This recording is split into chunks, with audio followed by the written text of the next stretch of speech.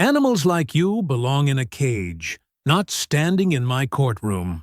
Judge Harold Wexler's voice was sharp, cutting through the heavy silence.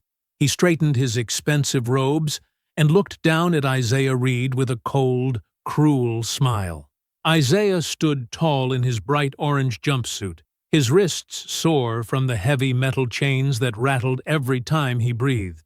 Even with the judge mocking him, Isaiah kept his eyes steady like stone, refusing to beg or break. Wexler leaned forward, enjoying the power he had to throw an innocent man's life away for a bribe. 35 years! The judge shouted, slamming his gavel down like a final blow. He sat back in his large leather chair, feeling like a king, with no idea that in exactly 5 minutes the men waiting outside would prove that he was the one who belonged in a cage. Before continuing, comment where in the world you are watching from, and make sure to subscribe, because tomorrow's story is one you can't miss. The courtroom air felt heavy with tension. Every cough, every shifting body on the wooden benches echoed through the silence. Isaiah Reed stood tall in his bright orange jumpsuit, his back straight despite the weight of the chains around his wrists. At 58, the former Army mechanic still carried himself with military precision, even as he faced the man who held his future in manicured hands. Judge Harold Wexler adjusted his glasses, peering down at the papers before him with exaggerated care. His lips curled into what might have been mistaken for a smile, if not for the cold calculation in his eyes. "Mr. Reed," Judge Wexler's voice boomed across the courtroom, "I've reviewed your case thoroughly. Your defense has made much of your military service and your position as a church deacon." In the third row of the gallery, Naomi Reed clutched her son's hand. 14-year-old Malik sat unnaturally still, his young face set in a mask of control that mirrored his grandfather's. Naomi's other hand gripped her worn Bible so tightly her knuckles had gone white. "Please," she whispered under her breath. "Please, God, let him see the truth." The judge shuffled his papers, making a show of consideration. "The character witnesses speak of a model citizen, but the evidence tells another story, doesn't it, Mr. Reed?" Isaiah remained silent, eyes fixed forward. "I asked you a question," Wexler said, his voice hardening. "No, Your Honor," Isaiah replied, his deep voice steady. "The evidence does not tell that story, because that story isn't true." A murmur rippled through the courtroom. Wexler's face darkened. "Your continued denial only confirms what I suspected," Wexler said. "No remorse, no accountability." At the prosecution table, District Attorney Paul Harlan leaned back in his chair, a satisfied gleam in his eyes. He straightened his tie, exchanging a quick glance with Sheriff Doyle Mercer, who stood by the courtroom door. Mildred Boone, the court reporter, caught that look. Her fingers paused imperceptibly over her stenography machine. 67 years old and nearing retirement, Mildred had recorded thousands of proceedings in this courthouse. She knew what an off-record signal looked like. She saw the almost invisible nod that passed between the sheriff and the judge. Her stomach tightened. "Isaiah Reed," Judge Wexler continued, rising to his feet for dramatic effect. "You stand before this court convicted of armed robbery and felony murder. A store owner is dead, a family destroyed, and evidence places you at the scene." "Circumstantial evidence," Isaiah said quietly. "You will not interrupt me again," Wexler snapped. "Your military record and church attendance don't erase what you've done. In fact, they make it worse. You used the mask of respectability to hide the actions of a predator." Naomi felt her chest tighten. This wasn't just a harsh sentence coming. This was personal. The judge was enjoying this. "Despite your age, I consider you a danger to civilized society," Wexler continued, his voice rising theatrically. "The law demands justice for your victim, and this court will provide it." The courtroom held its breath. "Isaiah Reed, I hereby sentence you to 35 years in state prison. The words fell like a hammer. 35 years. Isaiah would be 93 if he lived to see freedom again. A gasp rippled through the gallery.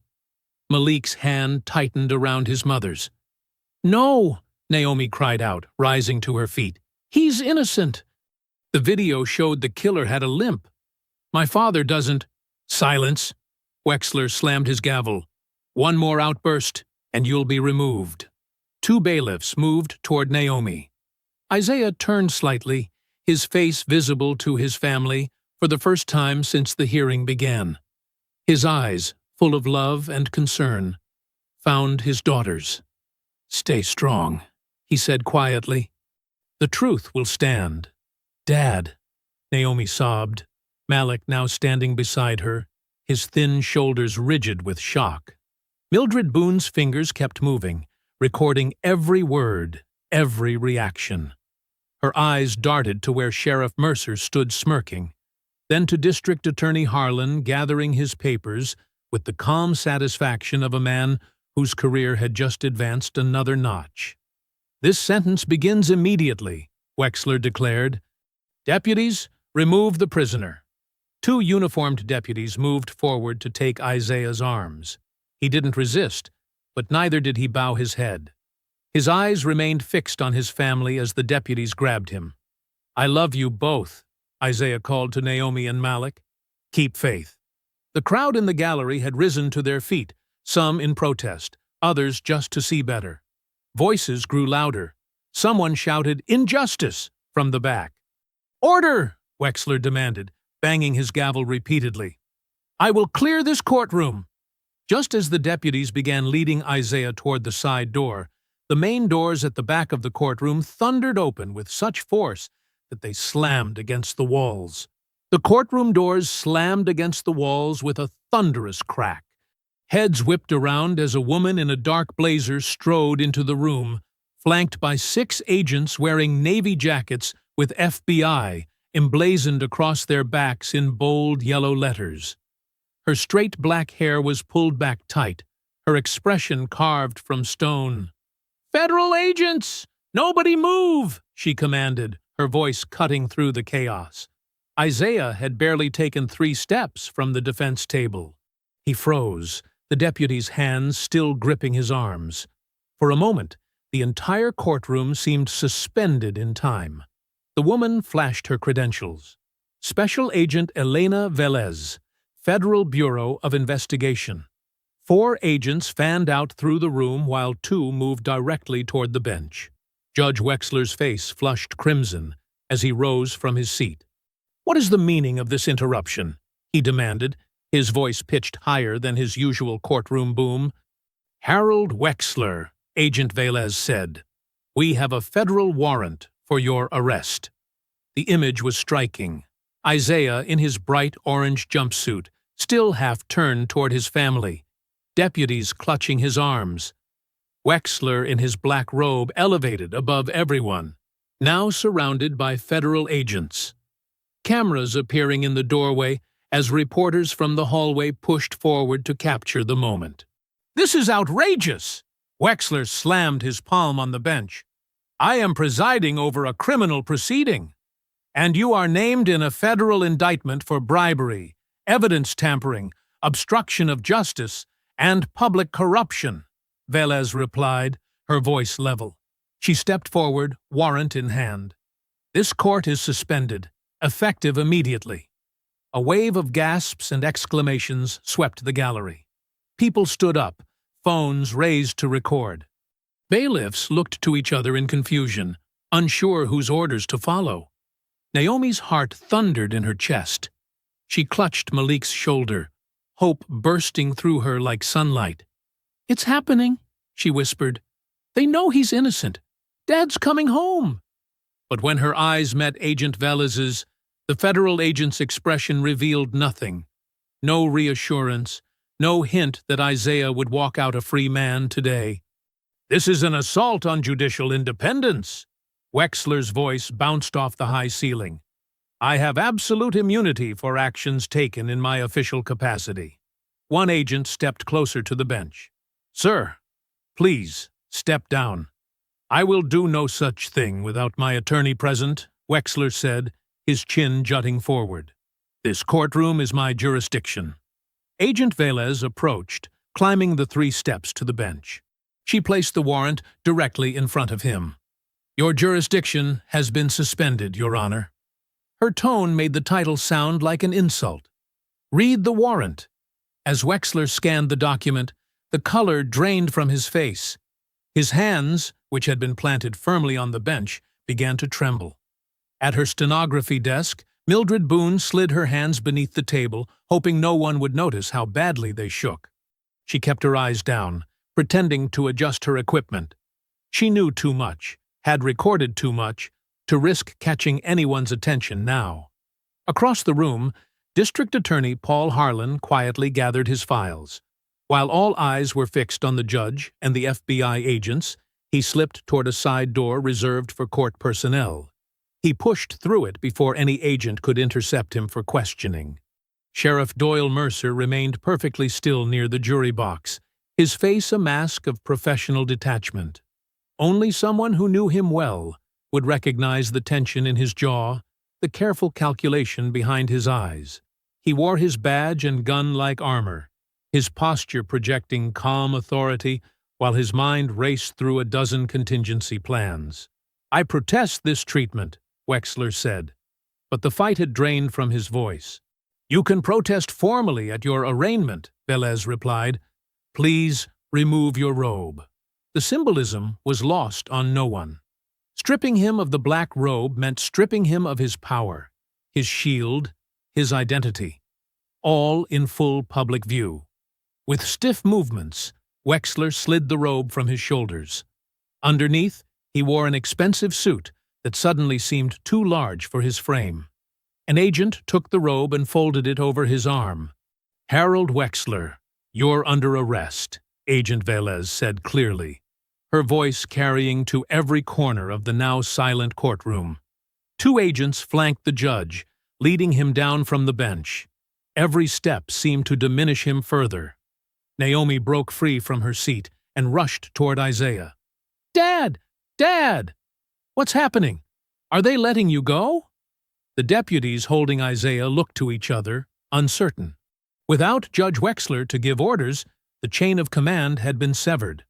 "Ma'am, please stay back," one deputy warned, but his voice lacked conviction. "What does this mean?" Isaiah asked, his eyes finding Velez across the room. "Does this affect my case?" Naomi reached for her father's hand. "They know you're innocent. They caught him. They caught the judge." But even as the words left her mouth, the look in Agent Velez's eyes told a different story. This wasn't an exoneration, at least not yet. The machine was bigger than one corrupt judge, and its gears were still turning. "What happens now?" Naomi demanded, desperation threading through her voice. "My father is innocent. If the judge is corrupt, then the sentence is invalid, right?" The courtroom swirled with confusion around them. Spectators shouting questions, reporters pressed against the rails, bailiffs trying to maintain some semblance of order without their judicial authority figure. And through it all, Judge Wexler was escorted past the gallery, past Isaiah, past the stunned faces of people who had feared him just minutes before. His shoulders slumped under the weight of his public disgrace. The fluorescent lights in the courthouse holding corridor cast harsh shadows across Isaiah's face as Naomi finally reached him. The deputies flanking him hesitated, uncertain of protocol in the chaos following Judge Wexler's arrest. "Dad!"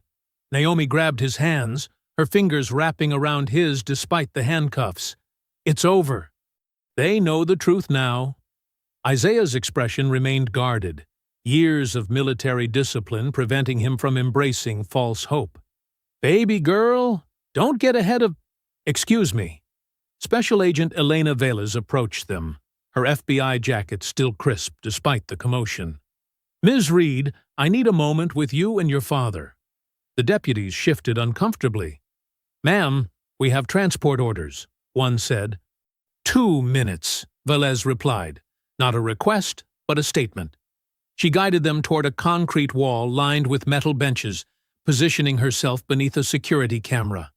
Smart, Naomi thought. Whatever Velez was about to say would be recorded.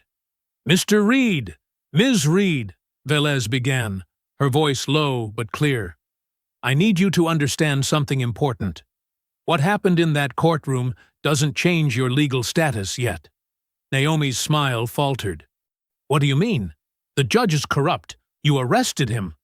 Yes, but the conviction and sentence still stand legally until another court formally vacates them. The words hit Naomi like a physical blow. That's impossible. That's the system, Isaiah finished, his voice resigned but not surprised. Velez nodded. The FBI has been building a case against Wexler for months. Bribery, evidence tampering, case fixing. But today's sentencing forced our hand earlier than planned. So my father still goes to prison? Naomi's voice cracked. Even though everyone just saw the judge get arrested? For now, yes. Velez's eyes revealed genuine regret behind her professional demeanor. The justice system moves in specific channels, even when it's trying to correct itself. Isaiah stood straighter, shoulders square despite the weight of the handcuffs. How long? I don't know, Velez admitted. Days, maybe weeks, depending on emergency motions. This isn't about celebration, Ms. Reed. We need time, and we need witnesses who will stay alive and credible. Naomi glanced down the corridor, suddenly aware of the larger picture. District Attorney Paul Harlan was nowhere to be seen. He'd slipped away during the commotion. Sheriff Doyle Mercer stood at the far end, phone pressed to his ear, his back deliberately turned to them. They're already covering their tracks, she whispered. Velez didn't confirm or deny, but her silence spoke volumes. Here's my card. Call that number directly if you notice anything unusual. Anything at all. The deputy shifted his weight. Time's up. We need to move him. Isaiah looked at his daughter. Naomi, listen to me. Don't do anything reckless. I'm not letting you disappear into the system, Dad. She gripped his arm. Not for something you didn't do. As the deputies prepared to lead Isaiah away, Mildred Boone appeared, moving quickly despite her age. The court reporter's face was ashen, her hands trembling as she brushed past them. In that brief moment, she pressed something into Naomi's palm, a folded piece of paper. Tonight, Mildred whispered, her eyes darting nervously. Come alone. Before Naomi could respond, the older woman hurried away, lost in the crowd of dispersing courtroom staff. Naomi closed her fingers around the note, sensing its importance without even reading it. There was more to this story, something tied specifically to her father's case, something beyond even Judge Wexler's general corruption. Time to go, the deputy said firmly. Naomi squeezed her father's hand one last time. I'll visit tomorrow. First thing. Isaiah nodded, the lines around his eyes deepening. Keep Malik safe. That's your priority. I'll get you out, she promised. Whatever it takes. The deputies guided Isaiah toward the secure elevator that would take him to the basement garage where prisoner transport waited. Each step seemed to carry him further away from justice, not toward it. Naomi stood frozen, the small folded paper burning in her palm. She watched the elevator doors close on her father's face, memorizing every detail. His strength, his dignity, the love in his eyes that no prison could contain. She unfolded Mildred's note. Just an address and a phone number, written in the precise handwriting of someone who recorded words for a living. The main doors of the courthouse opened to reporters swarming the steps, cameras flashing as Wexler was escorted to a waiting federal vehicle. All eyes were on the judge's downfall, while Isaiah, the true victim, was being quietly processed away. Naomi hurried through a side exit and ran to the back of the courthouse where the prisoner transport area was located. She arrived just in time to see the white van with barred windows pulling away from the loading dock. Through the metal mesh, she caught a glimpse of her father's profile, straight-backed and stoic. The van's tires splashed through a puddle as it pulled onto the street. Gray afternoon light broke through the clouds, briefly illuminating the vehicle before it disappeared around a corner, carrying Isaiah away from her and into a system that still refused to acknowledge his innocence. Naomi clutched Mildred's note tighter. "I'm coming, Dad," she whispered to the empty street. "I promise." Night had fallen by the time Naomi pulled up to Mildred Boone's address. The modest ranch house sat on a quiet residential street lined with maple trees, their branches casting long shadows under the streetlights. Unlike the neighboring homes with their warm glows and lit porches, Mildred's house seemed to hide in darkness. The curtains were drawn tight, and the porch light remained off. Naomi double-checked the address against the crumpled note, then switched off her car engine. Her heart pounded as she approached the front door, scanning the street for any sign of being followed. Isaiah's words about keeping Malik safe echoed in her mind. He was staying with his aunt tonight, but how long could she shield him from whatever storm was coming? She knocked softly, then more firmly, when no one answered. After a long pause, she heard shuffling inside. The peephole darkened twice as someone looked out, followed by the metallic clicking of multiple locks. The door opened just enough for Mildred to peer through the gap. Her face was drawn with exhaustion, her usually tidy gray hair disheveled. "You weren't followed?" she whispered. "No, I don't think so," Naomi said. "I drove around the block twice, to be sure." Mildred nodded and pulled her inside quickly, securing each lock behind them. The living room was dimly lit by a single table lamp, its warm glow revealing a space filled with books, old photographs, and a worn floral couch. Despite the homey touches, tension hung thick in the air. "I shouldn't have contacted you," Mildred said, wringing her hands. "But I can't stay silent anymore. Not after today." "What do you know about my father's case?" Naomi asked, sitting on the edge of the couch. Mildred settled into an armchair, her fingers tapping nervously against her knees. "I've been court reporter for 27 years. I've seen judges come and go, but Wexler—" She shook her head. "He started small, editing transcripts, sealing motions that should have been public, holding sidebars off record. And no one noticed? People noticed. They just didn't care, or were afraid to speak up." Mildred's voice cracked. "Including me." She stood and pulled a weathered shoebox from behind a row of books. Inside were stacks of stenography pads and loose papers covered in the cryptic shorthand symbols only court reporters could read. "Your father's case wasn't random, Naomi." 6 weeks before trial, Wexler personally requested his file. "I overheard him on the phone with D.A. Harlan saying they needed to contain this one." Later that day, Sheriff Mercer came to Chambers for a closed-door meeting. "Contain what?" Naomi leaned forward. "My father is a mechanic, a deacon. He has no enemies." "It's what he saw." Mildred pulled out a specific notepad, flipping to a marked page. "During pre-trial motions, your father mentioned to his public defender that he'd been fixing the church bus near the county impound lot last October.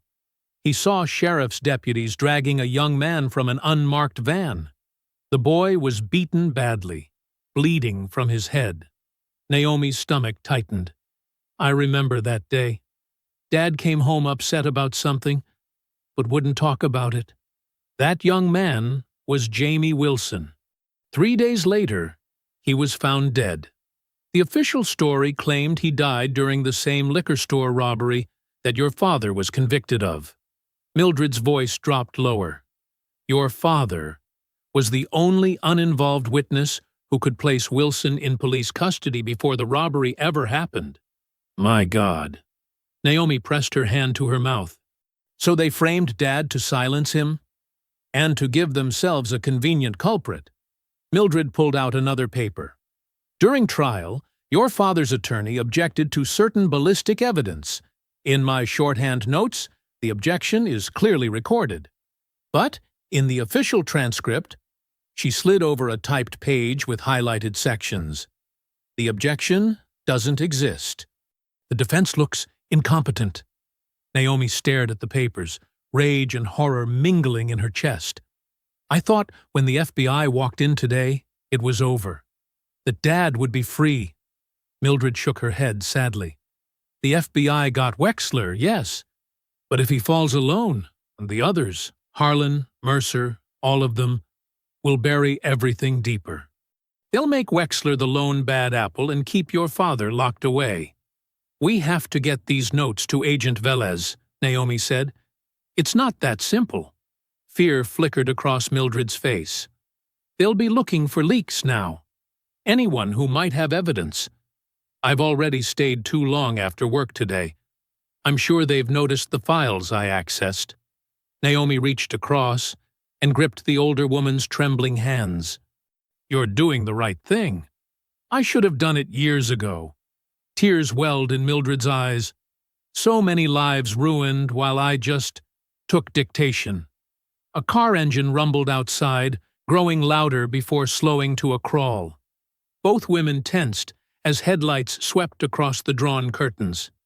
The vehicle stopped, its engine still running. Mildred's fingers dug into Naomi's arm. "Turn off the lamp," she whispered. Naomi reached over and clicked off the light, plunging the room into darkness. They sat frozen in silence, listening to the idling car at the curb, both wondering if they'd already been found out. Naomi locked her apartment door and pressed her forehead against it, breathing deeply to steady herself. The night air clung to her clothes, carrying the scent of fear from Mildred's dimmed house. She pushed away from the door and moved quietly through the darkened apartment. She paused at Malik's bedroom, easing the door open. Her 14-year-old son lay sprawled across his bed, one arm dangling toward the floor, his face peaceful in sleep. So different from the anxious, tight expression he'd worn in court today. Naomi fought the urge to wake him, to hold him close and promise everything would be okay.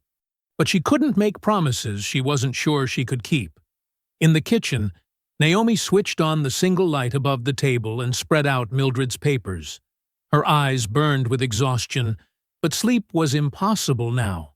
The papers contained shorthand notes, official transcript excerpts, and Mildred's handwritten observations spanning months of court proceedings. Naomi pulled her hair back and began sorting through them methodically. A pattern emerged from what had seemed like random unfairness. In Isaiah's case, defense objections had vanished from the record. Prosecution motions were backdated. Unexplained recesses occurred whenever Isaiah's attorney approached a promising line of questioning. "It wasn't just Dad," she whispered to herself. "They've been doing this for years." One page showed a list of names, all defendants who'd received unusually harsh sentences from Judge Wexler. All black men, all represented by public defenders, all sent to the same private correctional facility. Her phone rang, startling her. The screen showed an unknown number. It was nearly 2 a.m. "Hello?" she answered cautiously. "Ms. Reed? It's Agent Velez." The FBI agent's voice was tense. "Are you at home?"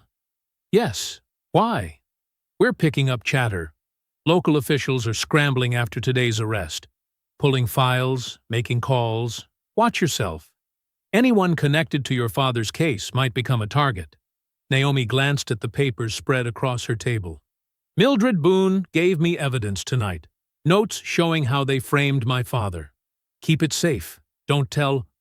A loud crash from outside cut through Elena's words. The sound of breaking glass echoed through the night. "What was that?" Elena demanded. "I don't know." Naomi rushed to her window, phone still pressed to her ear. Down in the parking lot, a dark figure darted away from her car. "Someone's at my car. I need to go down." "Wait for me. I'm 10 minutes out. Don't—" But Naomi had already ended the call. She grabbed her keys and ran to Malik's room. "Malik, wake up!" She shook him gently. "Someone's outside. I need to check it out, but I want you to lock the door behind me. Don't open it for anyone but me or Agent Velez." The boy's eyes snapped open, instantly alert. "Mom, don't go down there." "I'll be careful. Lock the door." She kissed his forehead and hurried out. The parking lot was silent when Naomi burst through the building's side entrance. Her car sat alone under a flickering security light, glass glittering around it like cruel diamonds. All 4 windows had been smashed, the damage precise and deliberate. Naomi approached cautiously, phone ready to call 911. Something white caught her eye on the front seat. A paper, placed there after the windows were broken. She reached through the shattered driver's window and grabbed it. It was a printout of a Department of Corrections transfer schedule. Isaiah's name was highlighted, along with transport times and route numbers. A message scrawled across the bottom read, "Accidents happen on transfer days." Her hands trembled as she realized what this meant. They knew where Isaiah would be and when. And now they wanted her to know they could reach him and her any time they wanted. "Don't touch anything else." Naomi turned to find Agent Velez striding toward her, gun at her side, eyes scanning the darkness. "They're long gone," Elena said, holstering her weapon and pulling out her phone. She took photos of the car, the glass, and the paper Naomi held. "This is escalation. Faster than I expected." "They're threatening Dad," Naomi said, her voice steady despite her racing heart. "Telling me they can get to him in transit." Elena studied the paper. "And telling you they know where you live. This isn't just about scaring you into silence. This is warning what happens if you keep talking." "Why? What's so big they do this?" Elena hesitated, then spoke quietly. "We've been tracking financial patterns. Wexler's sentences directly benefit a private detention contractor owned by Vivian Slate. Longer sentences, higher security classifications, mandatory minimum terms, all mean more money. Kickbacks flow to campaign funds, police equipment budgets, even courthouse renovations." The eastern sky had begun to lighten, the first gray hints of dawn appearing between buildings. Naomi stared at her shattered car, the glass catching the weak light. "I won't hide," she said finally. "I'm going public. All the way public. News, social media, community meetings. If they want to scare me silent, they don't understand what they've taken from me." Elena nodded slowly. "It might be your best protection. Too visible to touch." "Was Wexler racist or just corrupt?" Naomi asked suddenly. Elena's answer came without hesitation. "Both made him profitable." Naomi stood straighter as dawn broke over the parking lot. She was no longer a grieving daughter, bearing her pain in dignified silence. She was a woman preparing for war. Isaiah stood with 60 other men in prison-issue orange, his back straight as the intake guard barked orders. The fluorescent lights buzzed overhead in the cement-walled processing area of Northern State Correctional Facility. "Arms out, legs spread," shouted a guard barely older than Isaiah's grandson. Isaiah complied without complaint. 20 years in the Army had taught him when to speak and when to endure. "Got ourselves an old-timer," snickered the guard to his partner. "Bet he won't last 6 months in general population." The second guard smirked. 35 years? He'll die in here anyway." Isaiah kept his eyes forward, face neutral. He'd survived deserts, combat zones, and military brass. These boys with badges couldn't break him with words. "Name and number," demanded the first guard. "Isaiah Reed, sir. Number 47623. "Sir?" The guard laughed. "This ain't the Army, old man. I don't need your respect." "You have it anyway," Isaiah said quietly. The guard's smile faded, unsettled by dignity he couldn't crush. Across town, Naomi sat under bright studio lights at WKTR Channel 6. The makeup artist had just finished, and the young producer was checking her microphone. "We're live in 30 seconds, Ms. Reed," said the producer. "Just be yourself." Naomi nodded, smoothing her nurse's uniform. She'd come straight from her overnight hospice shift, wanting viewers to see her as she was, a working mother, not a professional activist. "And we're live in 3, 2. The anchor, Desiree Watson, turned to camera with practiced sympathy. "This morning we're joined by Naomi Reed, daughter of Isaiah Reed, who was sentenced yesterday to 35 years for armed robbery and felony murder, minutes before the presiding judge was arrested by federal agents. Ms. Reed, thank you for joining us." "Thank you for having me," Naomi said, her voice steady despite her exhaustion. "Your father was convicted of participating in a convenience store robbery, where the clerk was killed. You maintain he's innocent?" "My father has never been in trouble his entire life. 20 years military service. Deacon at First Baptist for 15 years. The only evidence was a witness who changed his story 3 times, and security footage so blurry it could be anyone. Yet a jury found him guilty." Naomi met the anchor's eyes directly. "A jury that never saw the exculpatory evidence that was hidden. A jury that was manipulated by a corrupt judge who's now in FBI custody." Isaiah moved through prison intake. Fingerprinting again. Blood drawn. Dental check by a bored technician who barely looked up. "Any medical conditions?" asked a nurse, staring at her computer. "No, ma'am." "Medications?" "No, ma'am." "Take off your clothes and bend over." Isaiah had prepared himself for this moment, knowing dignity would be the first thing they'd try to strip away. He followed orders, emptying his mind, letting his body go through motions while his spirit retreated to safer ground. "Do you believe your father was specifically targeted?" Desiree asked. "The evidence suggests Judge Wexler personally requested my father's case file weeks before trial," Naomi replied. "My father accidentally witnessed something that contradicted an official story about another death in custody. After that, he suddenly became a suspect. That's a serious accusation. So is sentencing an innocent man to 35 years. Naomi leaned forward. "This isn't just about my father. It's about a system where judges, prosecutors, and sheriffs work together to fill prison beds because contractors profit from every year they add to a sentence." Desiree seemed momentarily thrown off script. "You're suggesting financial motives?" "I'm stating it plainly. The FBI didn't arrest Judge Wexler because he made one mistake. They've been investigating corruption that affects dozens of cases like my father's." In the prison property room, Isaiah watched his few possessions disappear into a plastic bin. His watch, his wallet, the small Bible Naomi had pressed into his hands yesterday. "No religious materials until chaplain approval," said the property clerk. Isaiah nodded. The words were already inside him anyway.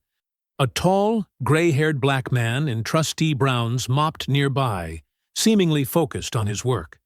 As Isaiah waited for his assigned uniforms, the trustee passed close by. "Wexler sent you here?" the man murmured, barely moving his lips. Isaiah gave a small nod. "Name's Leon Burks. Find me in the library. You ain't the first innocent man that Judge buried." In the television studio, phones began lighting up. The producer made cutting motions, indicating they were getting massive viewer response. "We've received word that the district attorney's office has declined to comment on these allegations," Desiree said. "Is there anything else you want people to know, Ms. Reed?" "Just this," Naomi said, her exhaustion visible but her resolve stronger. "My father taught me that injustice thrives in darkness. We won't be silent. We won't disappear. And we won't stop until every corrupt official who profited from stealing innocent lives is held accountable." Isaiah stood at attention as a corrections officer assigned him to cell block D. He'd been stripped, deloused, photographed, classified, and numbered. Yet he still stood straight, still looked men in the eye, still said thank you when handed his bedding kit. "Move out," ordered the transport guard. As Isaiah walked through the first of many automated gates, the television in the guard station showed Naomi's face, her words scrolling across the bottom of the screen. The interview was already going viral, shared by church groups, veterans organizations, and justice advocates across the state. Agent Elena Velez spread folders across Pastor Price's desk, each labeled with a case number. The church office smelled of old books and coffee. Late afternoon sun slanted through Venetian blinds, casting stripes across the documents. "This is what we have so far on Wexler," she said, tapping the thickest folder. "Not everything I can share officially, but enough to show you what we're dealing with." Naomi leaned forward, scanning the pages. Dark circles hung under her eyes from another sleepless night. "These are sentencing records?" she asked. 5 years of data. Look at these highlighted sections." Elena pointed to columns of numbers and dates. Average sentences for armed robbery. 12 years for white defendants.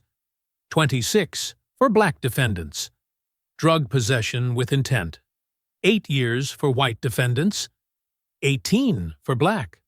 The pattern is consistent across every major felony in his courtroom. Pastor Price frowned, adjusting his reading glasses. "I've seen uneven justice my whole life, but to see it laid out in numbers like this isn't random bias," Elena continued. "It's methodical. The FBI started looking at Wexler after his campaign finances raised flags. Look here."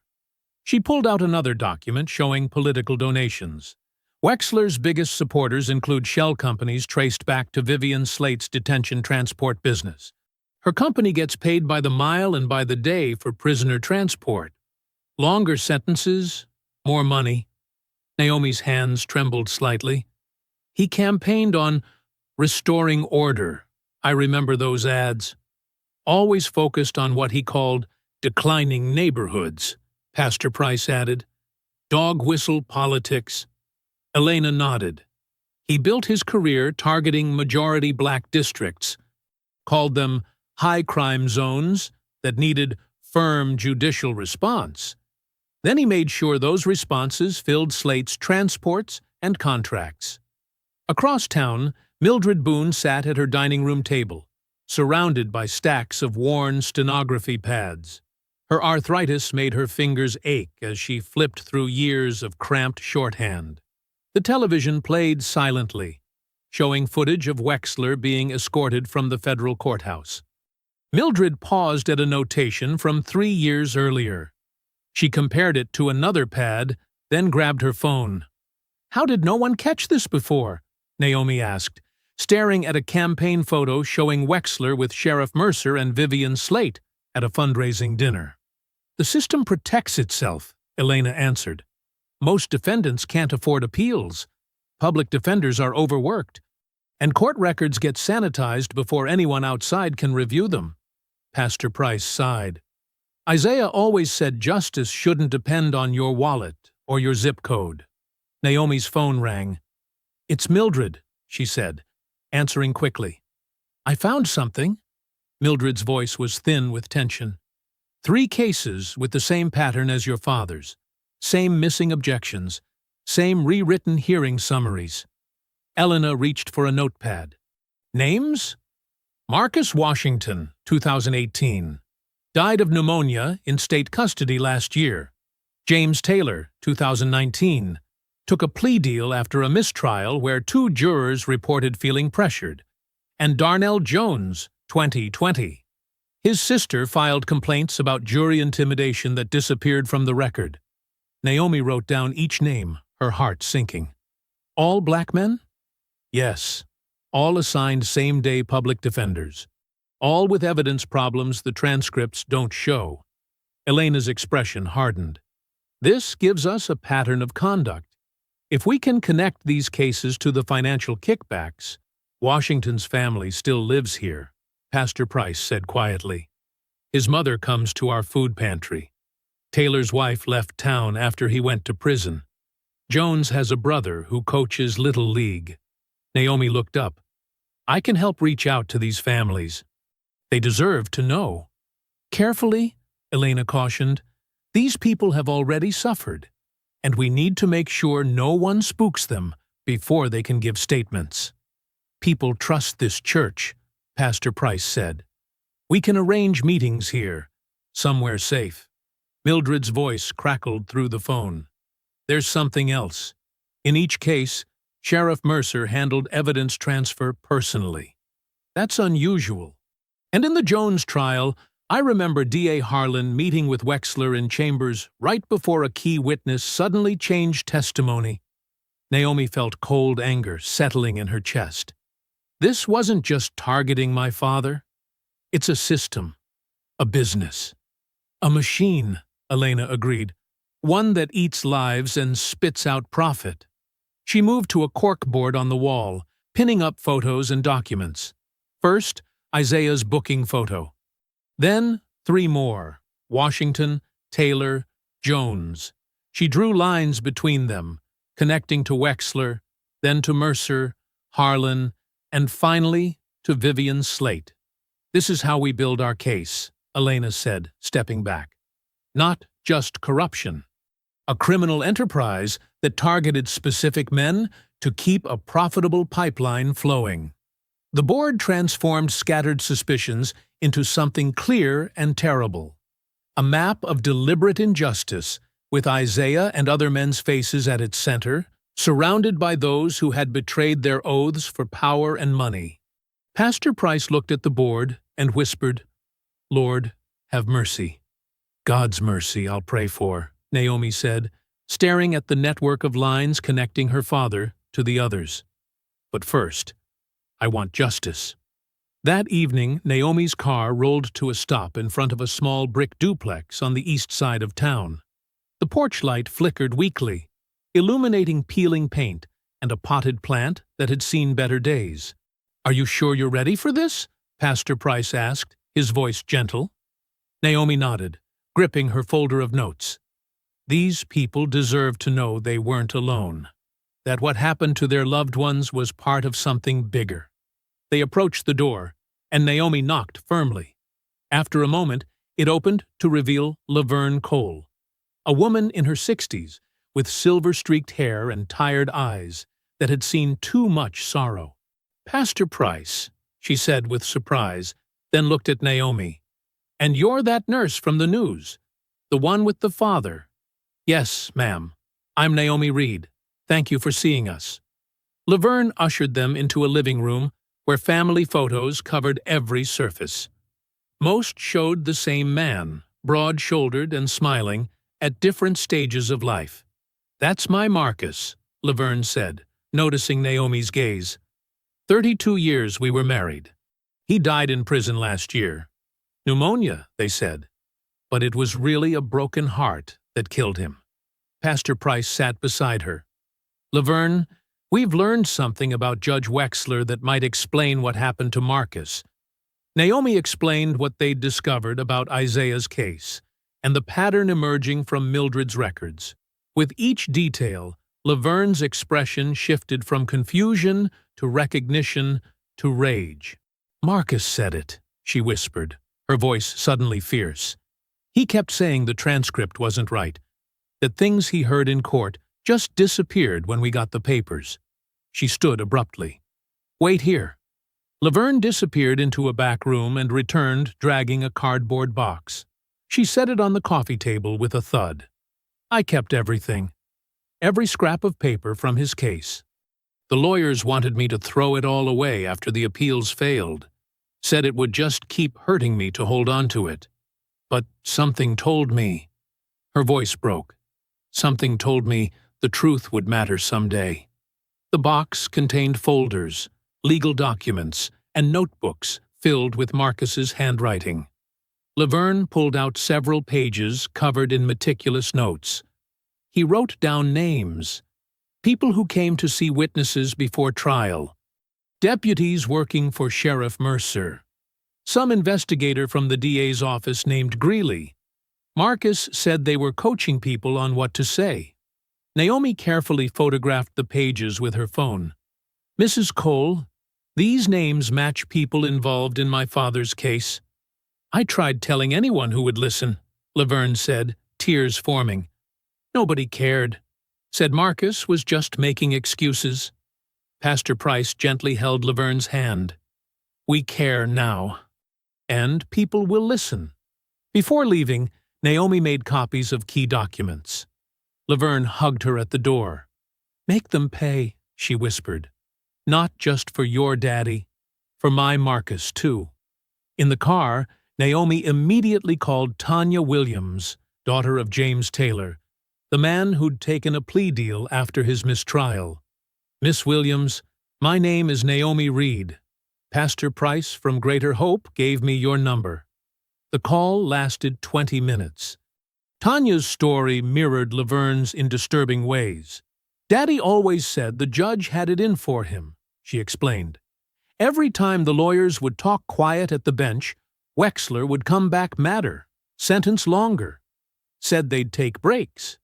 And when they came back, things that happened before just vanished from the record."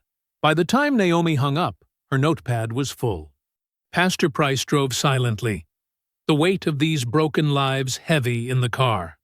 "It's bigger than I thought," Naomi finally said. "They've been doing this for years. To how many families?" As they rounded the corner to Mildred Street, Naomi noticed flashing police lights. Her heart dropped. "Something's wrong," she said, immediately pulling over. Mildred's front door stood open, light spilling onto the porch. As they approached, they could see the devastation inside. Furniture overturned, drawers emptied onto the floor, couch cushions slashed open. Mildred sat trembling on the porch steps, a blanket around her shoulders. Her glasses were askew, her thin hair disheveled. "Naomi!" she cried. "They took nothing. No jewelry, no money. They were looking for my records." Inside was chaos. Books torn from shelves, picture frames smashed, papers scattered everywhere.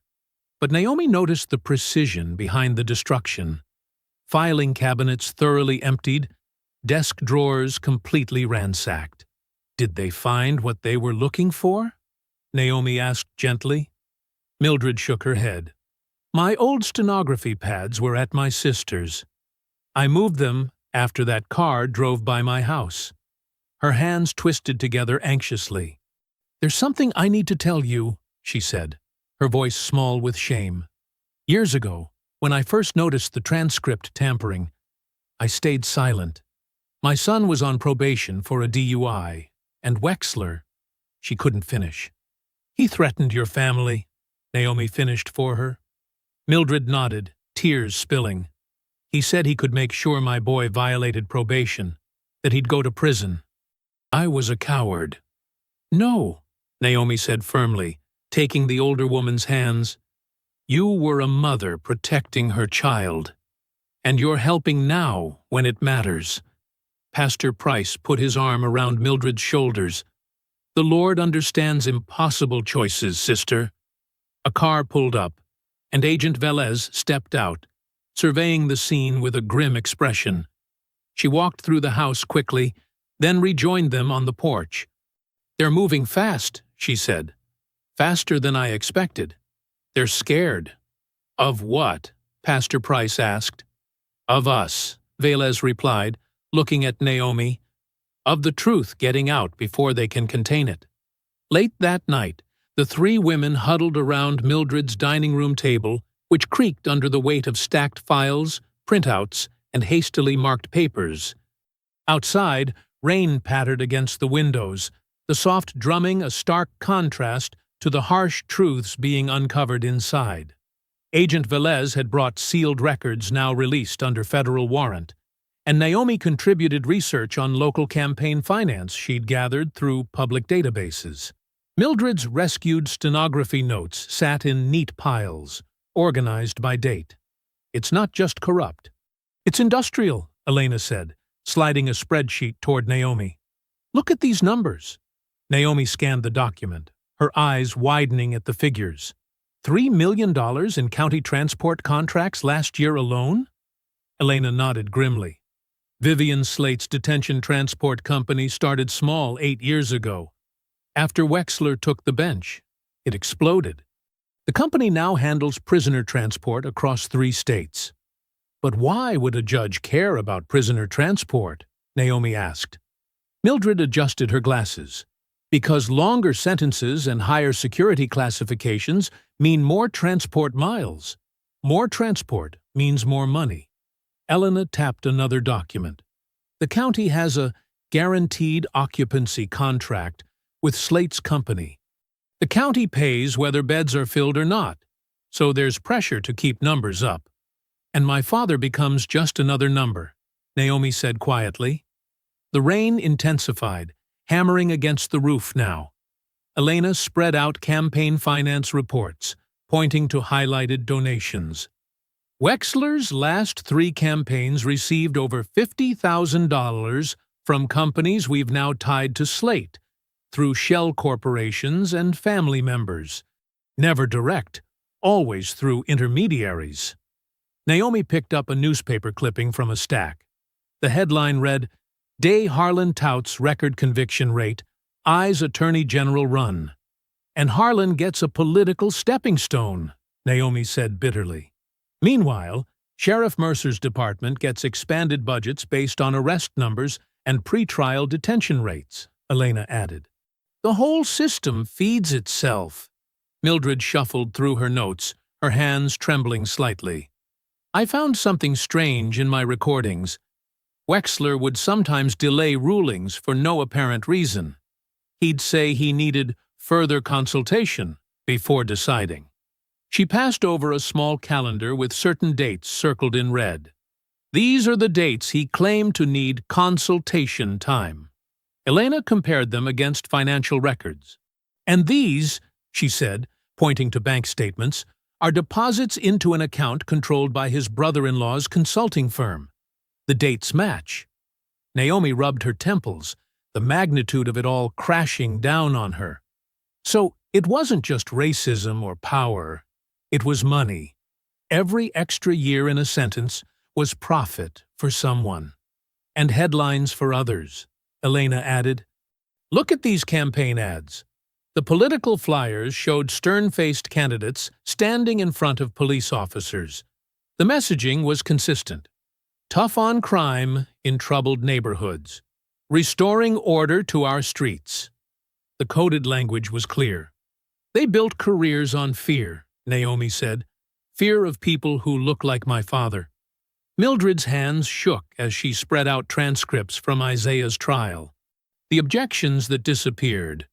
They were when your father's lawyer questioned the eyewitness about the description. The witness first said, the robber limped badly. My father has never limped a day in his life, Naomi said. And that testimony vanished from the official record, Mildred confirmed. The rain eased somewhat, a brief respite in the downpour. Elena's phone buzzed. She stepped away to answer it, her expression shifting from professional detachment to cautious excitement. When she returned to the table, her posture had changed. That was Martin Gaines, former assistant district attorney. He worked under Harlan during your father's case.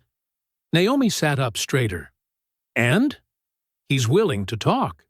Says there was exculpatory evidence that never made it to trial. Store camera footage from a different angle showing the killer's distinctive limp. Cell tower data putting Isaiah across town during part of the timeline. Why is he coming forward now? Mildred asked. The FBI arrest spooked him.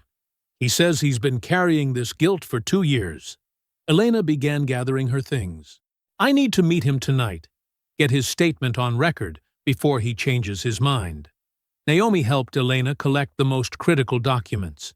This could be what we need, she said, her voice barely above a whisper. It's the first witness who can directly tie evidence tampering to your father's case.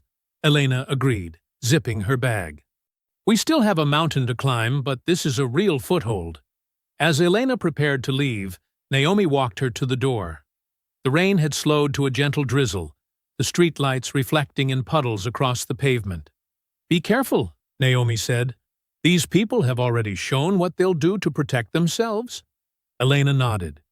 "I'll call as soon as I have his statement secured." After Elena drove away, Naomi returned to the dining room where Mildred was organizing the scattered papers. "Do you think this will be enough?" Mildred asked. Naomi looked at the mountains of evidence they'd assembled, proof of corruption, greed, and calculated injustice. For the first time since her father's sentencing, she allowed herself to feel something beyond anger and determination. "I think," she said slowly, "I can finally see a way to bring Dad home." It was thin, just a thread of possibility where before there had been none. But it was hope, and for tonight, that would have to be enough. The first rays of sunlight pierced through heavy clouds as Naomi pulled into the federal building parking lot. She hadn't slept, couldn't sleep, since Elena's late-night call about the former assistant DA willing to talk. Her exhaustion felt weightless compared to the possibility growing inside her. Agent Velez stood waiting by the entrance, holding 2 coffee cups. Even after what must have been an all-night session, Elena's posture remained rigid, professional.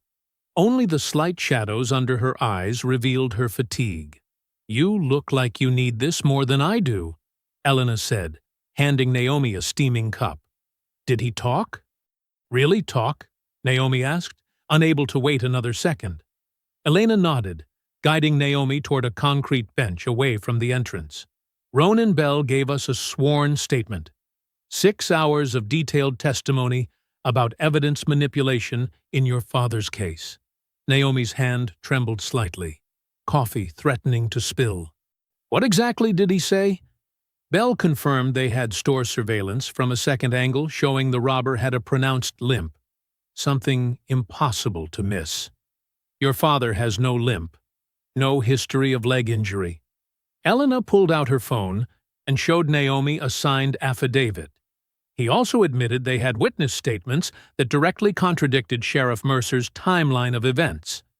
"And they buried all this?" Naomi's voice cracked. "Deliberately. But the most damning evidence was cell tower data. Your father's phone pinged towers across town during part of the robbery timeline. Bell says Harlan personally ordered that evidence withheld from discovery." Naomi closed her eyes briefly. "Dad kept saying he was at Mrs. Jackson's house, fixing her water heater when the robbery started. Nobody believed him. Bell believes the whole case was rushed to trial on Wexler's schedule. When Bell questioned certain inconsistencies, Harlan told him to play ball or find another job." Elena took a sip of her coffee. "This is direct evidence connecting Harlan to willful suppression, and it gives us grounds for an emergency motion to vacate your father's conviction." Naomi's chest tightened. "Can I call him?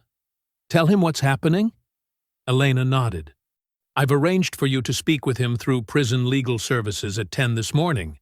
He should hear this from you." Naomi checked her watch. 3 hours until she could hear her father's voice, until she could tell him that his nightmare might have an end date. "There's more," Elena said, her professional composure giving way to the smallest hint of satisfaction. "After your TV interview, a retired bailiff named Walter Dixon contacted our field office. He saw you speaking about your father and decided he couldn't stay silent." "What did he say?" "Dixon worked Wexler's courtroom for 8 years. He claims he regularly delivered sealed envelopes from Vivian Slate's legal office to Wexler's chambers before major sentencing days. No court record of these communications exists." Naomi leaned forward. "That connects Slate directly to Wexler." "Exactly. Dixon also told us Wexler personally requested maximum security transport for defendants who didn't warrant it, including your father. Longer transfers, higher security classifications, more money for Slate's company," Naomi finished.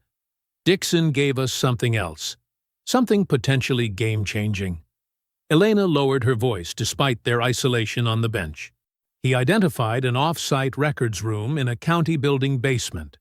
According to Dixon, it's where they stored unofficial materials before audits or investigations. What kind of materials?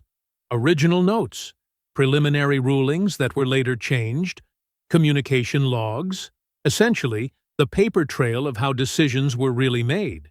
Dixon believes if there's documentation of the whole scheme, it would be there. Elena checked her watch. I'm meeting with a federal magistrate in 30 minutes to secure immediate access before the sheriff's department realizes what we know. For the first time in days, Naomi felt something unfamiliar rise in her chest. Not just determination or anger, but genuine hope. The pieces were falling into place with stunning speed. Ronan Bell's testimony connected Harlan to evidence tampering. Dixon linked Wexler to Slate. The off-site records might tie everything together.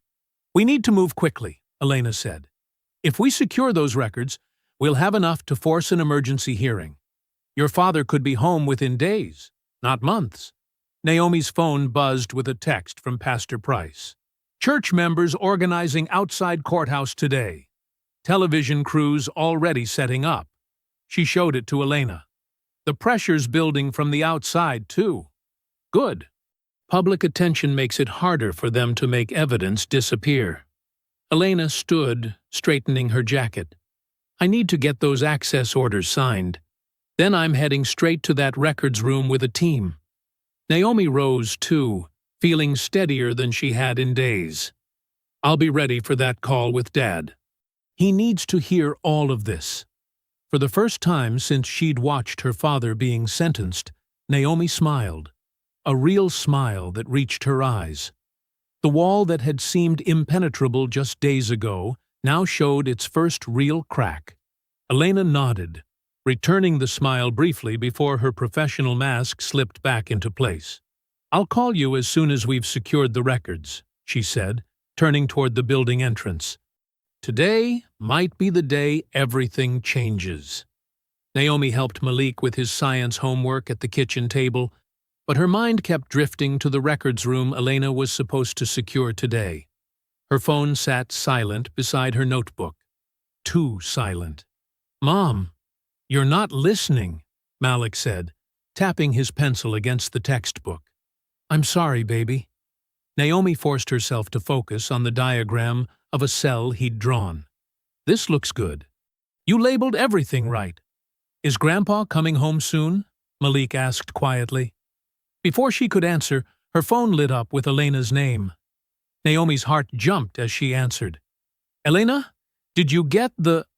Turn on your TV right now, Elena cut in, her voice tight with urgency. Channel 6. Naomi grabbed the remote, flipping to the local news. Malik looked up in alarm as the screen filled with flashing emergency lights and billowing smoke. Breaking news tonight, the reporter announced, standing before a county building surrounded by fire trucks. A fire has broken out in the basement archives of the county administration building. Fire officials say an electrical malfunction appears to be the cause, though the investigation is ongoing. The camera panned to show firefighters battling flames shooting from basement windows, water cascading down concrete walls. That's where the records were, Elena said in Naomi's ear. The room Dixon told us about. Naomi sank onto the couch, legs suddenly unable to support her. When did this happen? 2 hours after I submitted the request for access. 2 hours, Naomi. The timing was impossible to dismiss as coincidence.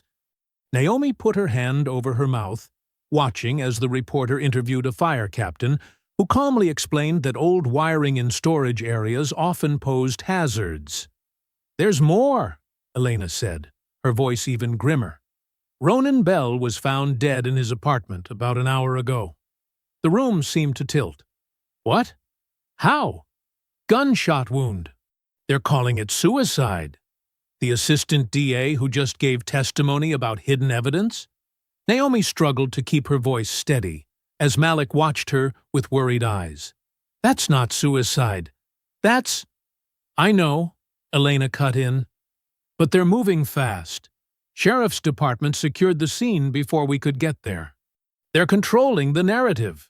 On screen, The news had already moved to a different segment. District Attorney Paul Harlan standing before microphones, looking appropriately solemn.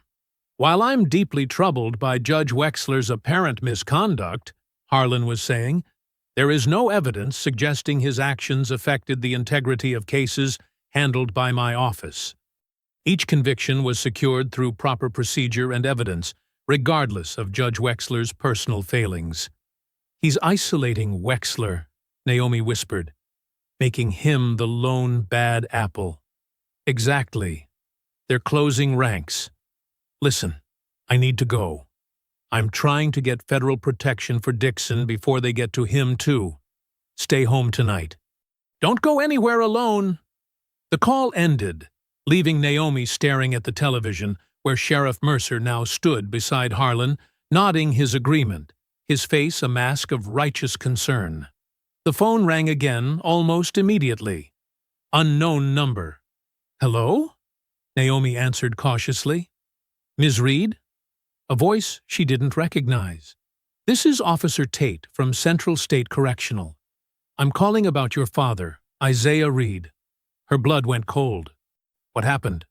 "There was an incident during a transfer. Your father was placed in general population temporarily, and—" "You put him where?" Naomi's voice rose sharply. "It appears there was a classification error. Mr. Reed was injured in an altercation with other inmates before officers could intervene. He's currently in the infirmary." "How badly is he hurt?" Malik was now standing beside her, his eyes wide with fear. "He's stable. Contusions, possible fractured ribs. He's requested to speak with you. Visiting hours tomorrow start at—" "I'm coming now," Naomi said firmly. "Ma'am, it's after hours." "I don't care. My father was nearly killed in your custody. Either you let me see him tonight, or I'll have every news crew in the state at your gates by morning."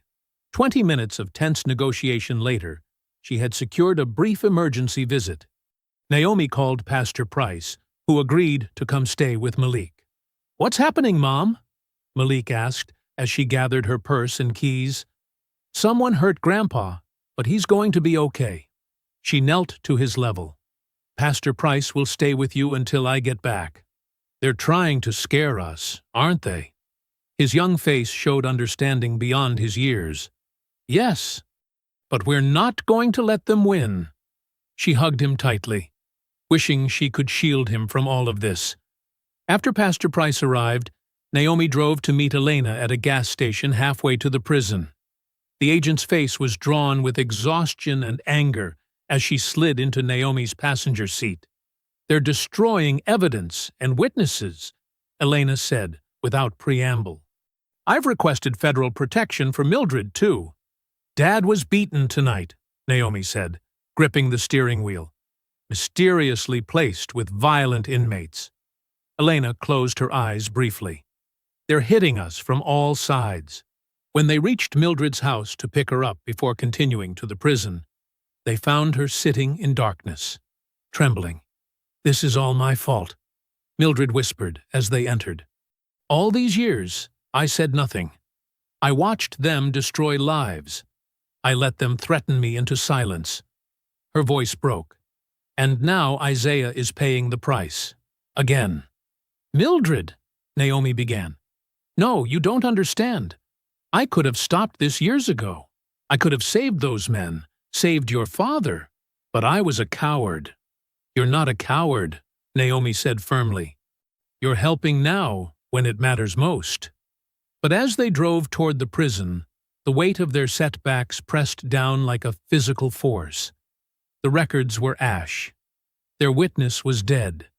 Isaiah was injured, and the machine was rewriting the story already, isolating Wexler while protecting everyone else. In the prison infirmary, Isaiah lay on a narrow bed, his face swollen, eye blackened, chest wrapped in bandages. He smiled weakly when he saw Naomi, wincing at the effort. "Daddy," she whispered, taking his hand carefully between hers. "I'm okay, baby girl." His voice was hoarse. "Takes more than this to keep me down." "This wasn't an accident," she said. They put you here on purpose." Isaiah nodded slightly. "3 men. Never seen them before. Said Sheriff Mercer sends his regards." He shifted painfully. "What's happening out there?" "Tell me straight." Elena explained the burning records, Bell's death, the closing ranks. Isaiah listened silently, then fixed his gaze on Naomi. His good eye held the same steady strength she'd known all her life. Through bruised lips, he said, "They're going to try to rewrite what happened. Make Wexler the only villain. Make my case disappear into routine." He squeezed her hand. "Don't let them." The next morning, Mildred arrived at Pastor Price's church basement with a cardboard box of files clutched to her chest. Her eyes were red-rimmed from sleepless guilt, but a new determination had straightened her shoulders. Naomi and Agent Velez had already transformed the space into an investigation hub, with backup notes, courthouse maintenance logs, and county IT inventories spread across folding tables. "I brought everything I could think of," Mildred said, setting down her box. "Old courthouse directories, staff rosters, technical upgrade schedules." Elena looked up from a maintenance log. "Anything standing out to you?" Mildred hesitated, then slowly lowered herself into a metal folding chair. "Maybe." She ran a trembling finger down a technical schedule. "About 7 years ago, the county tried a courtroom digitization pilot. They wanted to modernize the recording process." Naomi leaned forward. "What happened with it?" "It failed," Mildred said. "The system was glitchy, expensive. The county abandoned it after 3 months of testing." She tapped the paper. "But during those months, they installed a mirrored backup system that captured raw microphone audio." Elena frowned. "Raw audio? Before transcript editing?" Mildred nodded, her face tightening. "Before any adjustments. The system recorded everything within microphone range, bench conferences, sidebar conversations, even ambient sound when the court was empty." "And what happened to those recordings?" Naomi asked, a spark of hope lighting in her chest. "They were deemed useless when the pilot ended. Too much background noise, technical problems." Mildred looked up, her eyes suddenly bright. "But they might not have been destroyed. County procedures require archive technology to be cataloged and stored." Pastor Price, who had been quietly bringing coffee, stopped. "You think those drives are still somewhere in county storage?"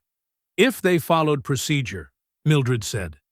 "And if nobody thought they were worth destroying." Elena was already on her phone, scrolling through contacts. "We need someone from county IT. Someone retired. Someone they can't pressure." "Walter Sykes," Mildred said immediately. "He managed the courthouse technology upgrades for 20 years. Retired 2 years ago. Good man. Frustrated by budget cuts and outdated systems." Within an hour, Walter Sykes met them at the church. A wiry man with thick glasses and a carefully trimmed white beard, he listened to their explanation with growing interest. "Those mirror drives," he nodded. "I remember the pilot. County commissioners pulled the plug when they saw the cost. But you're right, we boxed everything. Standard procedure." "Do you know where they might be now?" Naomi asked. Walter adjusted his glasses. "County warehouse on Elmwood, most likely.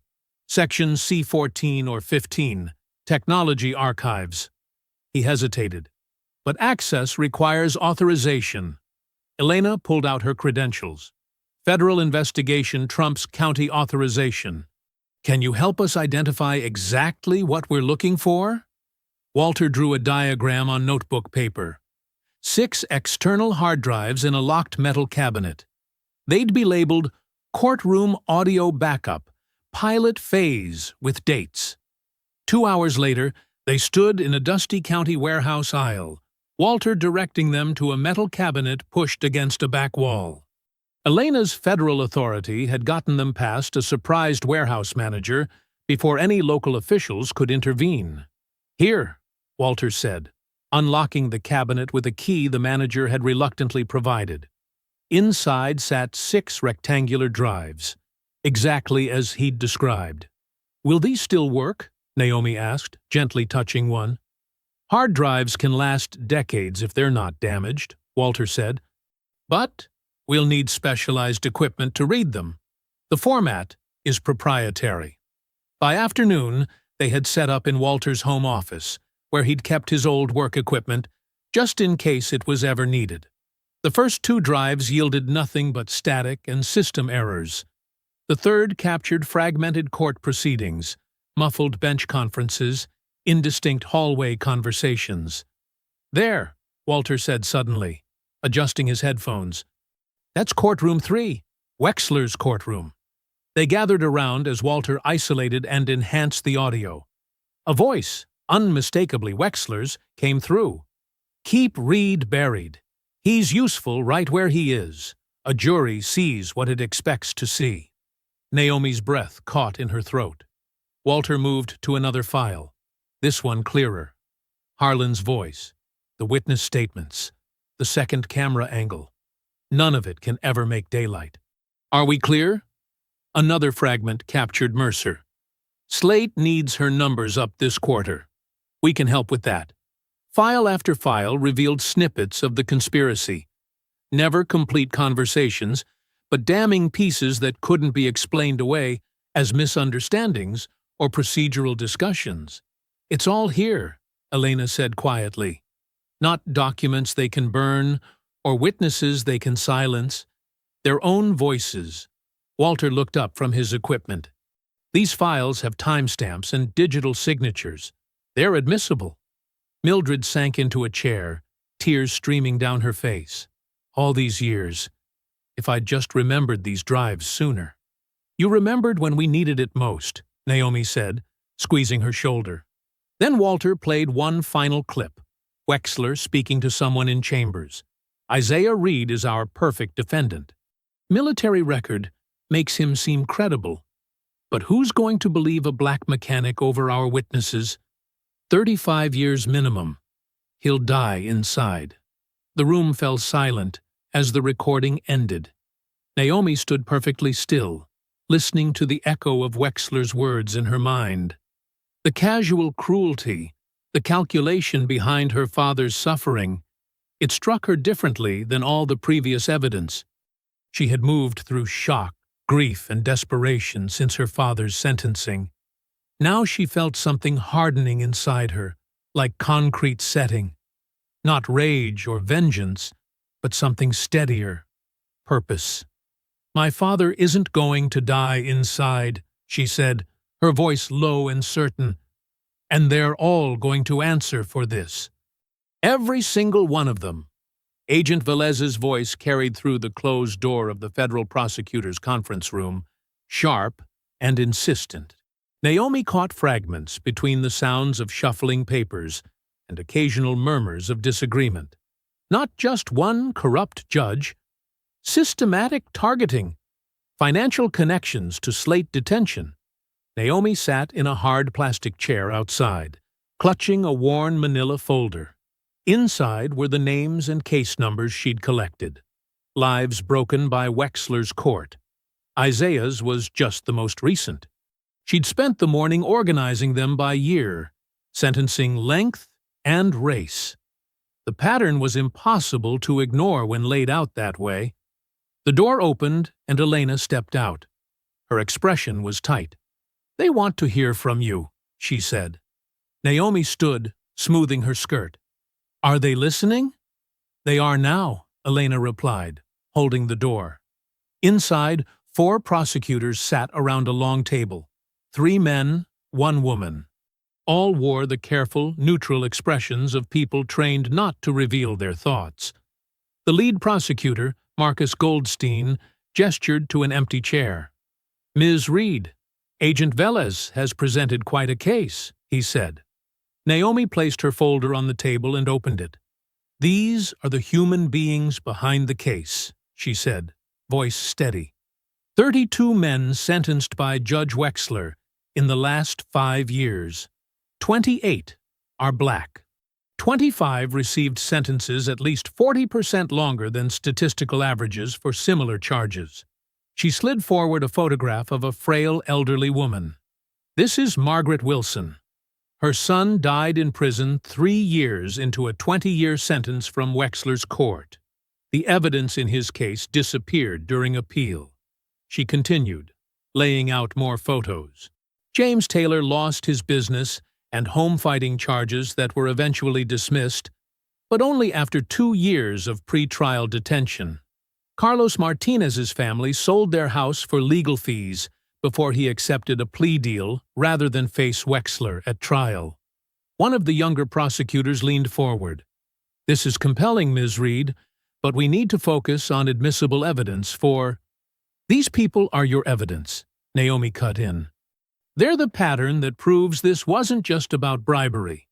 It was a system that targeted specific communities, that used race as a tool for profit and political advancement." Elena placed a USB drive on the table. The audio confirms it. Wexler specifically discussing targeting black defendants, Harlan admitting to suppressing evidence, Mercer joking about filling beds for Slate's company. Goldstein rubbed his temples. Even with the audio, defense attorneys will argue these are fragments taken out of context. "Then give them context," Naomi said. "Show how sentencing patterns align perfectly with Slate's contract bonuses. Show how Harlan's conviction rate statements in campaign ads coincide with spikes in pretrial detentions. Show how Mercer's department targeted specific neighborhoods for arrests that filled Wexler's docket." The female prosecutor, Lee, who had remained silent, finally spoke. "If we move on Harlan and Mercer too soon without airtight cases, they'll claim Wexler was the bad actor, and they were deceived." "They're already doing that," Elena said, "and they're moving to cover tracks." Sheriff's office filed paperwork this morning to seize remaining court archives for preservation of evidence. They'll destroy anything incriminating if they get access. The room fell silent as the prosecutors exchanged glances. "We need to move tonight," Elena continued. "Coordinated approach. Expanded arrest warrants for Wexler with new charges, surprise warrants for Harlan and Mercer, and seizure of Slate's business records before they can be altered." Goldstein looked unconvinced. "And Isaiah Reed's case? That's still a state matter." "File an emergency federal civil rights intervention," Naomi said. "You have evidence his conviction resulted from deliberate misconduct by state officials. I'm not asking for special treatment. I'm asking you to prevent the continued imprisonment of an innocent man when you know exactly how and why he was framed." Lee nodded slowly. "We could file tonight. Judge Torres is on duty and would likely grant an expedited hearing." The youngest prosecutor spoke up. "The press will be all over this. We should control the narrative." "I'll make a statement," Naomi said. "Direct, on camera. Naming exactly how racism, politics, and profit work together in these cases. The public deserves to hear it plainly." Goldstein closed his eyes briefly, then opened them with new resolve. "Let's do this right. Parallel tracks, expanded criminal charges, business record seizures, and civil rights intervention for Reed. Mrs. Reed, your statement needs review by our media team, but we won't water down the truth." For the next 2 hours, they prepared. Warrants were drafted, teams assembled. Naomi recorded her statement under the careful guidance of the federal media liaison, firm, factual, and unflinching about the racial targeting that had been central to the scheme. As dusk fell, Naomi stood in the parking lot of the federal building. Black SUVs rolled out in different directions, carrying agents with sealed warrants. News vans had already begun to gather, alerted by carefully placed calls. Elena approached, jacket on, weapon secured. First team is headed for Harlan's office, second for Mercer's home, third for Slate Detention Headquarters. "What about me?" Naomi asked.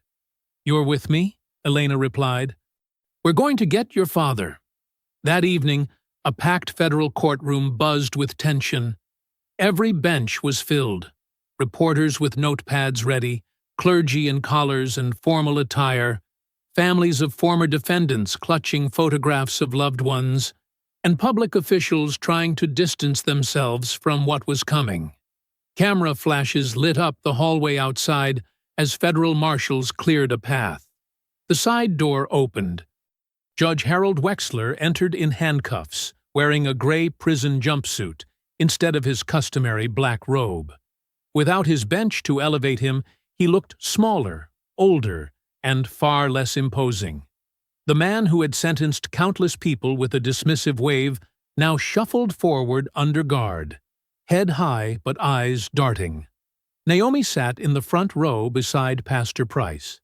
She wore her nurse's scrubs, coming straight from work, refusing to dress up for this moment. This wasn't about appearances. This was about truth.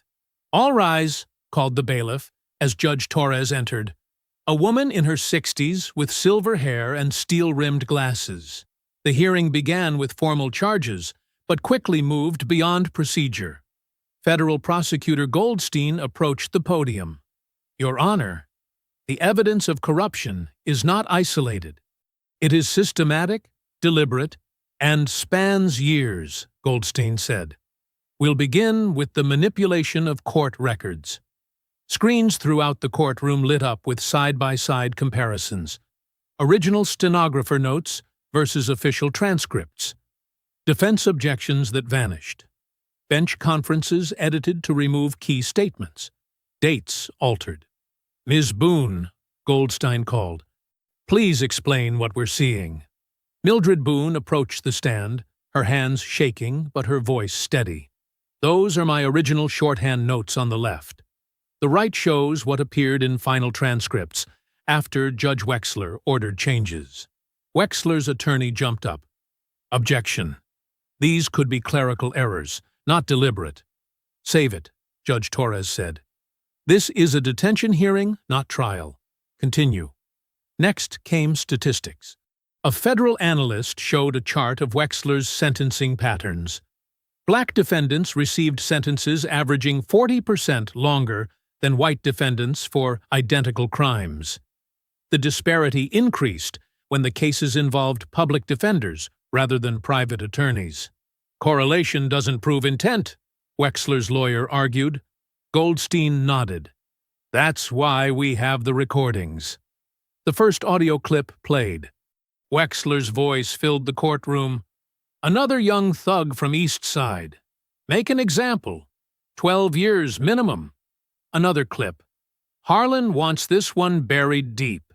The sheriff says he's connected to that troublemaker group." And finally, the most damning, "Isaiah Reed is useful. Jury sees what it expects to see." A gasp rippled through the courtroom.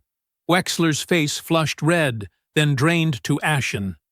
"These audio clips were recovered from the courthouse backup system," Goldstein explained. Judge Wexler believed these conversations were private, but the microphones didn't distinguish between on and off the record. The prosecutor then called a former bailiff who testified about delivering envelopes from Vivian Slate's office before sentencing calendars. "And what was Slate's interest in these cases?" Goldstein asked. "Her company got paid by the prisoner, by the mile, and by the day," the bailiff answered. "Longer sentences, more transfers, more money." Financial records appeared on screen. Contributions to Wexler's campaigns routed through shell companies. Consulting fees paid to his brother-in-law's firm. Property purchased through an LLC tied to Slate's company. Throughout the presentation, Wexler's demeanor changed. His initial smirk faded. He whispered frantically to his attorney. When the audio played, he stopped talking entirely, as if hearing himself had finally made it real. Naomi watched him shrink before her eyes. A commotion at the back of the courtroom drew attention. A deputy leaned in and whispered to someone who passed the message forward. Goldstein received a note and nodded. "Your Honor, I've just been informed that District Attorney Paul Harlan has been taken into custody outside the county courthouse. Sheriff Doyle Mercer was arrested at the department headquarters and federal agents are currently executing search warrants at Vivian Slate's offices and home. The room erupted in whispers and gasps. Judge Torres banged her gavel. "Order!"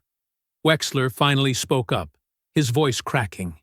"This is a misunderstanding, a political witch hunt. I've served this community for 20 years.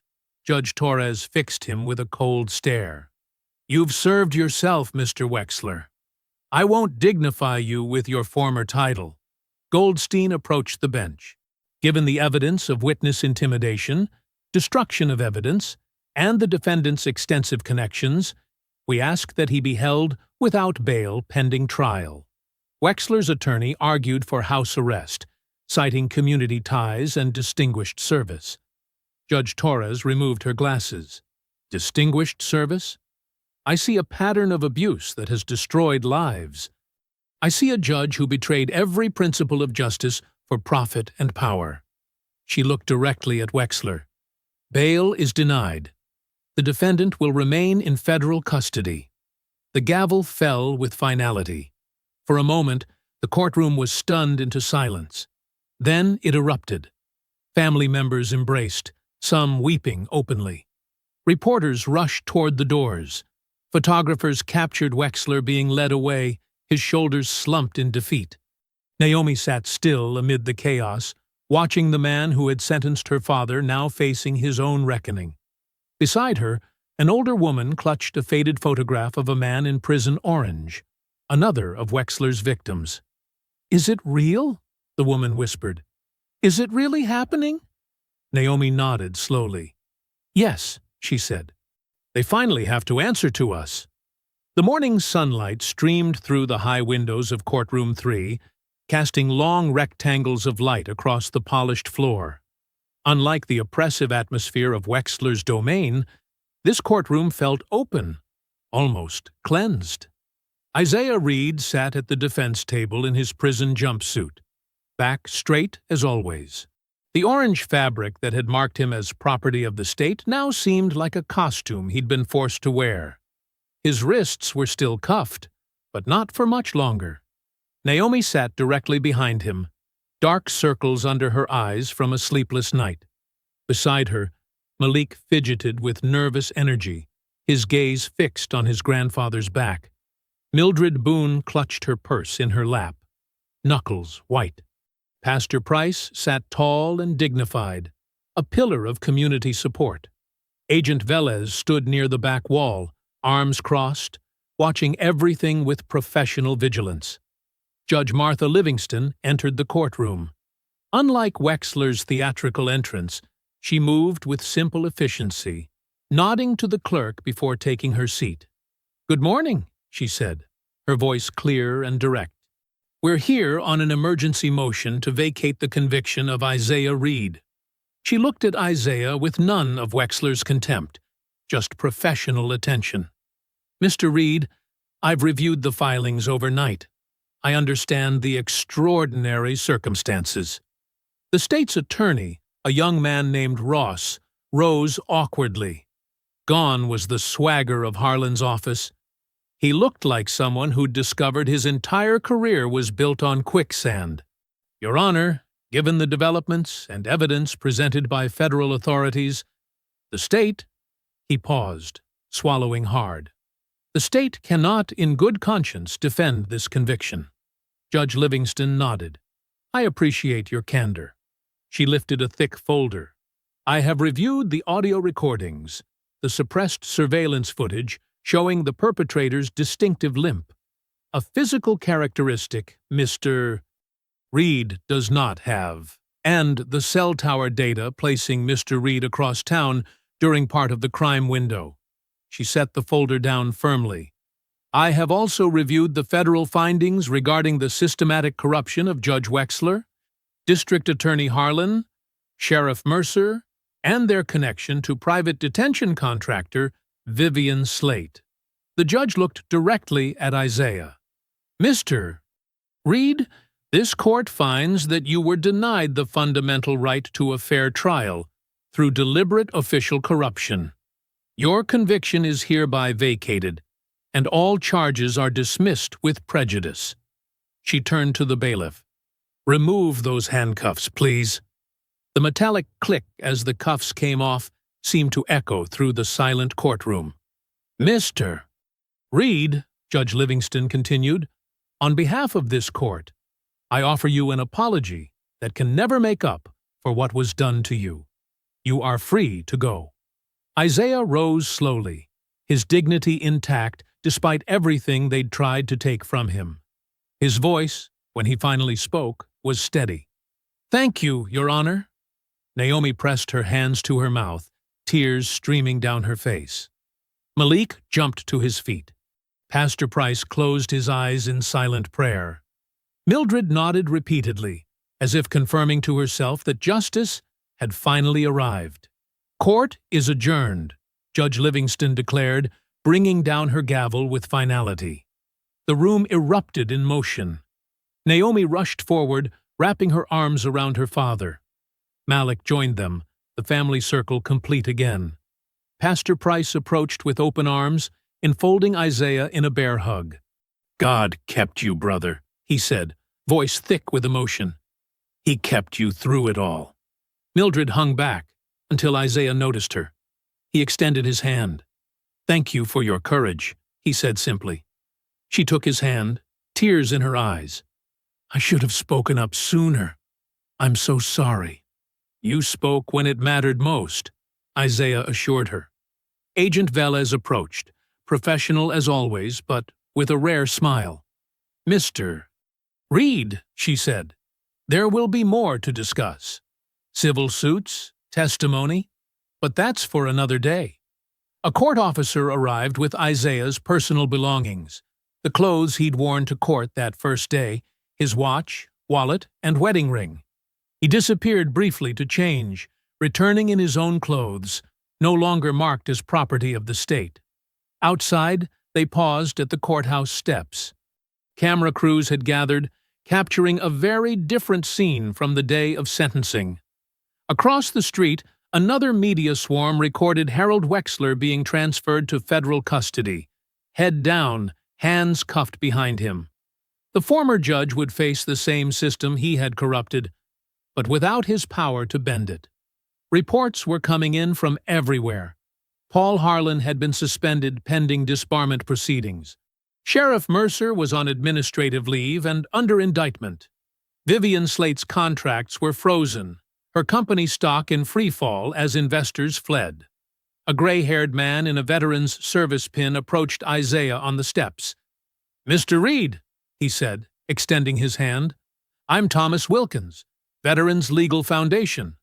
We'd like to support your civil case, and," he paused, "we're establishing a community justice center. We'd be honored to name it for your late wife." Isaiah nodded, emotion finally breaking through his composure. She would have liked that. "Thank you." The family stepped into the sunlight together. Isaiah looked up at the sky, feeling the warmth on his face without chain-link shadows for the first time in months. Behind them, Harold Wexler disappeared into a government vehicle, just another prisoner being transported away. "What now, Dad?" Naomi asked softly. Isaiah took a deep breath of free air. "Now, we rebuild. Not just for us, for everyone they hurt." Malik squeezed his grandfather's hand. "I knew you'd come home." Isaiah smiled down at his grandson. "Home is where we start again." They walked down the courthouse steps together, leaving the shadow of injustice behind them. If you enjoyed the story, leave a like to support my channel and subscribe so that you do not miss out on the next one. On the screen, I have picked 2 special stories just for you. Have a wonderful day.